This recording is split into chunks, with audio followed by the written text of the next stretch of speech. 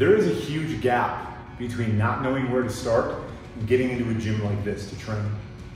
Many fitness professionals are giving advice that is well-intentioned, but instead coming across and setting people up for failure.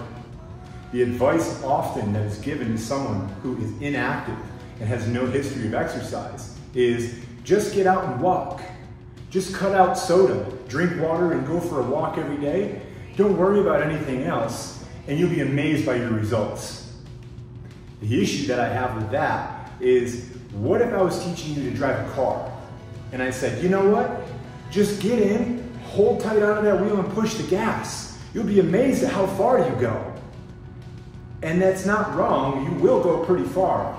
But when you encounter an obstacle such as adversity, such as a stop sign, another vehicle, a right-hand turn, there are certain things that you won't be able to negotiate. And then this person that has given you that advice has sent you on down the road already and said, just go walking, just go driving, you'll be fine, you'll be amazed at your results. When in fact that person who is getting great results for themselves and their clients isn't just having them walk and cut out water. There's a whole other slew of things out there that we need to learn how to do. Intensity is important. I'm going to start this series by giving you movements and exercises that you should know how to do if you want to achieve better results. I'm going to break them down and how you can come from, I watch Netflix at night and I've never been into a gym and I don't know what to do, to being able to incorporate faster walks and movements such as the push-up, the squat, the deadlift, the carry, and even running. Things that you can do at home. Today's segment, we're going to start with the push-up. It's one of my favorite and I think one of the most accessible, right? Because you can do it anywhere in your home. And I'm going to show you a few different variations. But first, I'm going to start with the mechanics of the perfect push-up and what to look for. All right, we're going to start with hand position, which is just outside shoulder width and low enough so that thumbs are even with the bottom of the rib cage. Next, we're going to talk about arms should be about 45 degrees away from the body. Common mistakes are too wide of elbows or too close of elbows. Next, we need to talk about hip position in your belly. So we're going to tighten the belly down like we're drawing our ribs down towards our belly button. Common mistakes are sticking the butt back or pelvic tilt the wrong way rather than in, creating that hollow hold position. Here we see the hollow hold position in action. The opposite would be the concave or sinking down. Here we see a full push-up with the head neutral, not up and not too low. We come to the floor with chest making contact only and pressing up off the floor. You'll notice that when I stop on the floor, there's space underneath the belly with only the chest making contact before we press back up to finish the rep. Okay, so those were the mechanics of the perfect push-up. Now I'm going to show you how you can scale it, and it's not going to your knees. When I showed you that perfect position of the push-up, what's important is maintaining that at all costs, regardless of the amount of load that you put on your muscles to make that movement happen. We want full range of motion, all the way to the floor, all the way to straight arms, and we want that body position that I just showed you. So let's go on over here and I'll show you how we can scale that anywhere in our home. All right, starting with hands just outside shoulder width on the edge, and then proceeding to make contact with those elbows 45 degrees away from the body and body in a straight line, maintaining that hollow hold position again.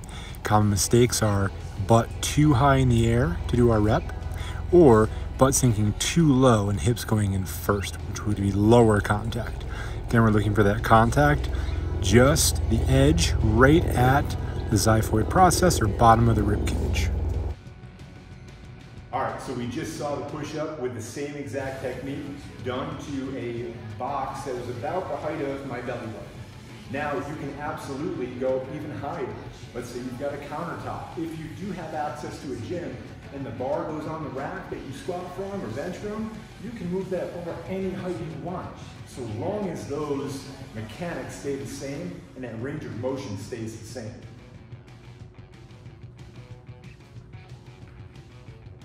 Okay, homework time. we're gonna implement the push-up into your just walk, you'll get amazing results routine. First off, what I want you to do is find a distance that takes you typically about a minute to walk. Right? Now I'm gonna ask you to do that distance in 30 to 45 seconds. You don't have to run, but I want you to walk fast. You're gonna start at wherever it is you're doing push-ups. Maybe it's outside on your back deck. Maybe it's in your living room, you've got a flight of stairs. Whatever it is, you're gonna do 10 rounds of you're only gonna do a sub-max set of push-ups. So that means if you've chosen a height where you can do 10 push-ups and then it starts to get a little dicey, you're gonna do 8. Right? If you can do 8 and it gets dicey, you're gonna do 6. You're gonna leave a few reps in the tank. After you've done that one set, you're gonna go for that walk. And then you're gonna take 1 rep away. Right? So if you started with 8, you're gonna do 8 push-ups. You're gonna go for that nice speed walk. You're gonna come back and you're gonna do 7 push-ups. Speed walk, 6 push-ups, speed walk, 5. I'm sure you see where this is going. When that's done, that's your intro workout. But then you're gonna do it again tomorrow at the same exact number you started at. And then you're gonna wait a few days and then you're gonna do it again, right? Next week, you're gonna go 2 reps more for your first set. And you're gonna do that 3 times a week. And you can incorporate this for about a month. Now, you'll be amazed at how far it takes you and how quick your walks get if you're trying to push the pace and you're trying to push the amount of push-ups you do. Guys, thanks for jumping into the video. This is part 1 on how to get started from 0 to in a gym and lifting if you've never been instructed. That was the push-up. Look forward for part 2 coming up where we talk about the squat, another one of my favorite exercises and another very accessible one that you can do at home. Thanks for checking it out. I'm Ryan Parr, Bare Bones Strength Gym.